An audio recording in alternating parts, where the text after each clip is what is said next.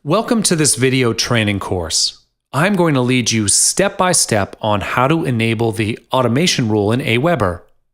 With this feature, you can automatically switch your subscribers from buyer's list to non-buyer's list or vice versa. It's extremely easy. Without further ado, let's get into it. First, after you log into your Aweber account, find the List option button at the top right in the menu bar. Hover over the cursor and you will see a drop-down menu. Click on the List Automation button.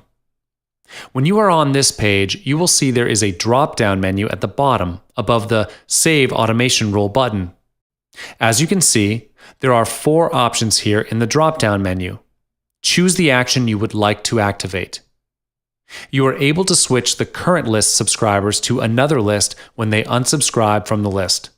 In this case, the action will be activated when the subscribers of Email How To list unsubscribe and subscribe to another list of mine.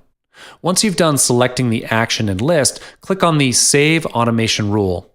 As you can see from here, there is the automation rule that I've just set.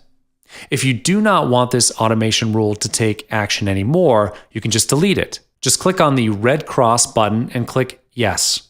And that is all you need to know on how to set up an automation rule. Thanks for watching.